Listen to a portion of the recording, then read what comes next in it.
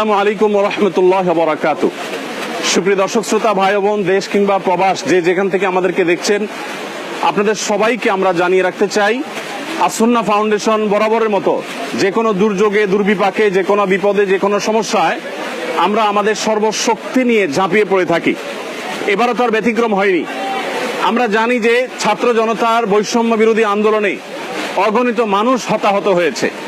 গত 4-5 দিন যাবৎ নাওয়া খাওয়া কোনো কিছুই কোনো ঠিক ঠিকানা নেই। আমরা সকাল থেকে রাত পর্যন্ত একটার পর একটা হসপিটালে আমরা ঘুরে বেরিয়েছি এবং যারা হতাহত হয়েছে আন্দোলনে তাদেরকে আমরা আমাদের সহায়তা সাধ্য অনুযায়ী, আপনাদের আমানত আমরা তাদের কাছে পৌঁছে দিয়েছি এবং সেই কাজটি এখনো চলমান আছে। আলহামদুলিল্লাহ, আমরা এই কাজটিকে যথাযথ সুন্দর রূপে এমন ভাবে করছি যাতে কোনো মানুষ বঞ্চিত না হয়। যারা আহত হয়েছেন তাদেরকে চিকিৎসা, যারা পঙ্গুত্ব বরণ করেছেন বা মৃত্যুবরণ করেছেন, আল্লাহ চাহেন তো শহীদ হয়েছেন, তাদের জন্য তাদের পরিবারকে স্বাবলম্বী করবার উদ্যোগ আমরা গ্রহণ করেছি।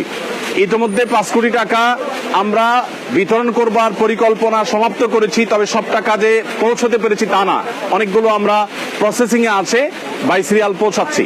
আর এর বাইরে আরো 5 কোটি টাকা খরচ করার আমাদের পরিকল্পনার কথা আমরা ব্যক্ত করেছি। প্রিয় দর্শক, এখন এই মুহূর্তে আপনারা দেখতে পাচ্ছেন এখানে স্মরণকালের সবচেয়ে ভয়াবহ যে বন্যা আমাদের দেশের উপর এসে পড়েছে।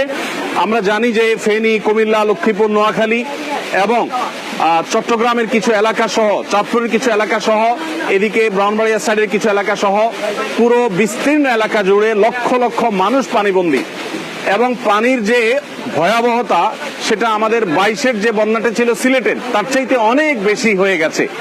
এমনকি এবারের বন্যা সিলেটের, সুনামগঞ্জের অনেক এলাকাকেও প্লাবিত করেছে।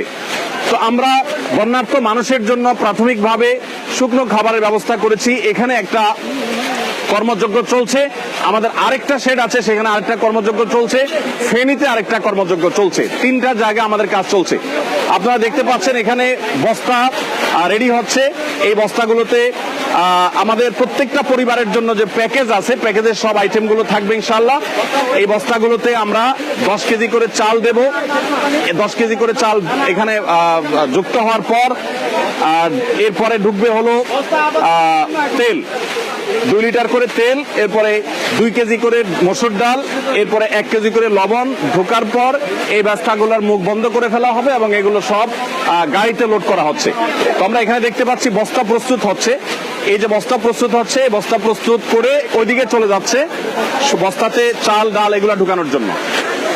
আমরা এই পাশে দেখতে পাচ্ছি